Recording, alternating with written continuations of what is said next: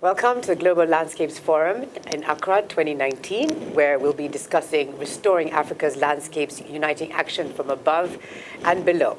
And this afternoon, I have the pleasure of speaking with Amath Pathe Sene from the International Fund for Agricultural Development. Thank you for joining us. Thank you for inviting me. For our impromptu interview. Thank you.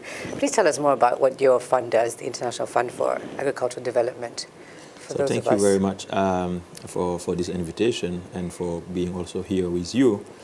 The International Fund for Agricultural Development, IFAD, is the lead investor in smallholder farmers. So we invest on the most disadvantaged people who are in the most remote areas. So our business is smallholder agriculture, and we look at it from the angle of empowering women, youth, indigenous people, while also tackling climate impact. So you cannot do agriculture without now integrating this aspect of climate change, and climate change, of course, to increase production for food security and nutrition. So we've been investing since 40 years to address poverty, of course, and food security and nutrition in the global south, particularly in Africa. So in Africa, of course, since this year, most of our funds is going to this continent, half of our investment because of also the agenda, but also for one third of it is going to post-conflict countries. Okay. So, and in this region, particularly in West and Central Africa, which I'm leading on the environment and climate agenda, we are supporting countries to get funding from IFAD, loans and grants to meet their development goals. At the same time also, we support them in fulfilling their commitment for the Paris climate deal on climate change. How do we do it? With operations. So a team of experts, specialists working with country teams and government partners, local communities, private sector, to design programs that are aligned with the national priorities and also the needs of those rural communities. And we've been in so many areas in all these countries. Either today you are in Kolda, in the southern part of Senegal, or tomorrow in Zender in Niger, or Lomami somewhere in DRC. So different areas, different landscapes. Different landscape, of course, different crops, different type of production systems, and also communities, realities, which need to be captured into those programs, translated into solutions and funding.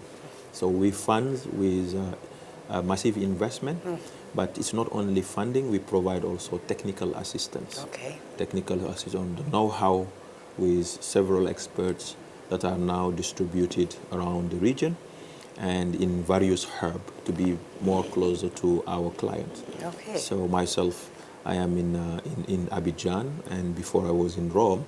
So this decentralization to take staff more closer to clients is also to respond quickly in a more effective way and address the very rapid changing development landscape.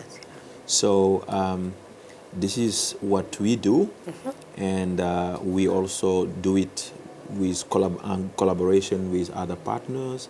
And today here, this global landscape forum, which brought all these people around the world and also in Africa to reach this 100 million hectares by 2030. So IFAD is already contributing. So through our programs, we have different investment works in all countries on land restoration, land development. To us, when you want to improve and the quality of any value chain, we look at it mostly from a value chain perspective: input, production, processing, markets. So for food security first, you produce to feed the family, nutrition, the kids, and then the surplus goes to the market for you to make money. To make money, we look at also the crops either it's tree crops or cereals or staple foods and so on. So any kind of crops that are suitable for those different landscape, especially in the area where we are. So the Sahel landscape and ecosystem is different from the Sub-Ghana, although it is continuous from Senegal to Niger or to Chad, but the Sub-Ghana is different from that landscape. And the rainfall is different, the crops are different. So, and unfortunately, the isoyet, because of climate change, they are moving more in the south. And the more it moves towards the south, then some crops, disease, pests, start coming. And climate change is exacerbating the poverty, dimension. And today, still 800 million people are still going to bed hungry. This is the reality. And with climate change, there are studies by IFPRI, 1.5 million people will be added by 2050 if nothing is done. So we have the responsibility to address it, but at the same time, we need to make sure that whatever we are doing, put people at the center. Right. At the center, and also the center because of dignity, but the center because we want also to contribute to these global goals while safeguarding our planet. So in terms of climate change, we have a huge investment in the region where we are integrating climate change, nutrition, gender, youth, indigenous people into our investment. Each of them, we need to make sure that we reach our corporate targets. For climate change, 25% of our IFAD investment by 2020 need to be climate focused.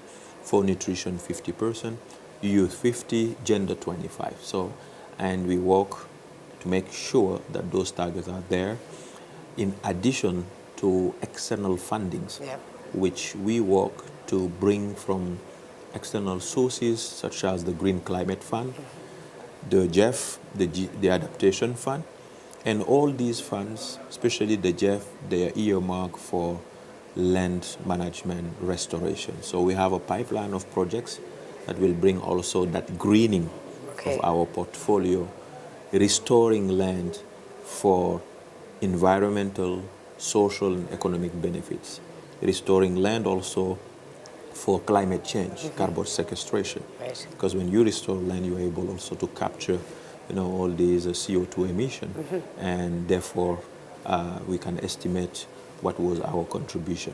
By adding all these investment, we can count from IFAD perspective, but also the country we are serving, the volume they are contributing in terms of their nationally determined contribution to the climate agenda. So this is how we work, but we do it in partnership with government. So we are financial institution, they are the one at the driving seat, and then we provide the support, technical and financial, to make these happen and also address all the challenges related to land degradation and also poverty and agricultural challenges. So that's good, because I was going to ask you, like in your region, in West and Central Africa, like what are the main effects that you're finding with climate change? What are the main challenges that you're facing in that region? You mentioned a few.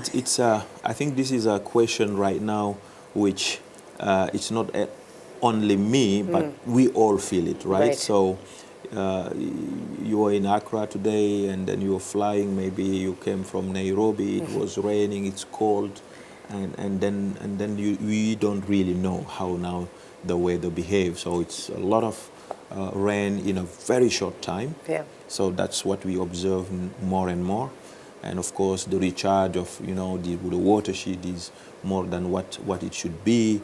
And then you have floodings, and on the other side you have less or at all drought, or it rains and it stops, and this creates a lot of problems for farmers because they have their calendar. They used to do it in a certain way. Right. So in terms of risk preparedness, to know when it's gonna rain, the information to be able to sow at the right time, and continue doing the business is completely now, disturbed.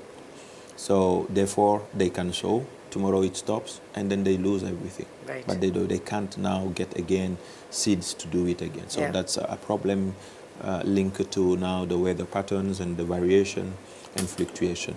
The second element is, when temperature increase and humidity and all these parameters, of course you have pest disease, and some of these crops may cope before, but not now. And then the DNA, those kind of genetics need to be also improved to resist. And a lot of research is being done, and then we are looking at drought-resilient, seeds, varieties, salinity, if you are in areas that are close to seas or mangroves and so on. So this is really a big issue which need to be addressed, but in a very integrated way with research, development partners and so on, because it cannot be done just on its own. Right. So you have that second dimension. The third dimension is also, the degradation of several landscapes, including forests, because of the demand. We have a huge demand.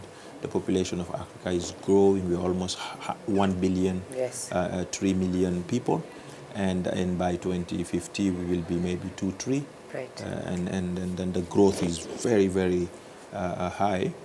And we need to feed those people. Right. You need to feed them, but you need also to create jobs for young people. So 500 million coming every year in the market looking for jobs. So agriculture could be also a solution. But right now, the way things are being done, agriculture, agroforestry, fishery, livestock is not necessarily the right way. And we need to find, a different shift paradigm to make sure that, it is attractive for young people. It provides what is required to ensure food security and nutrition for households, but also meet the demand of the market. And we should also make sure that for the continent, which there are several arable land, are able to export instead of importing. So the bill of importing is almost like 30 billion per year for food from outside, and it's a lot of money for our the Ministry of Finance and for your budget. So, and if you are able to produce more, of course, that money can go to development sector, social sector, health, education, and other sectors. So, but this again require to, organize the sector, organize the production, land, forestry in a more sustainable way. The nexus, land, water, renewable energy, to make sure that we also process, the food. Right. So we've been talking a lot about land restoration here, but with the climate change, we need to integrate this kind of dimension. Not necessarily fossil fuel, but with sun. We have 360 days of sun in this part of the continent, especially in the Sahel. So anything, energy that can also help, of course, to reduce the emission of CO2 as compared to fossil fuel, and power the value chain, need to be integrated. So look at it from a value chain, bring all these pieces together, put in place also the enabling environment from the government partners, so at least we have this public, private, and producer partnership to produce more in a sustainable way and also consume in a sustainable way. So I think by doing so, we should be able to target the degradation of natural capital at the same time also addressing the climate impacts, which currently is here, and we are feeling it. And unfortunately, smallholder farmers, particularly women and youth that are in the village, have the less adaptive capacity vis-a-vis the climate change. Right, exactly. So we have quite a way to go, but at least we're on the right track. So the right track, I think there is like a global commitment. There was like a bold agenda for the Paris Climate Deal, the SDGs. These are very, very bold. But unfortunately, it's just 10 years to go. It's, Right. 10 years by 2030. And I think we need to accelerate. So there are a lot of good things coming, but it's still slow as compared to what was planned and the target. And I think the people are trying to put their forces together, countries, communities, but we need to accelerate. We need more funding.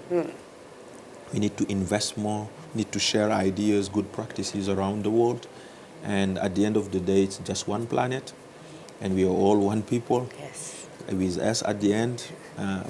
But this need to be done really in a comprehensive way, and everybody coming to push this agenda forward.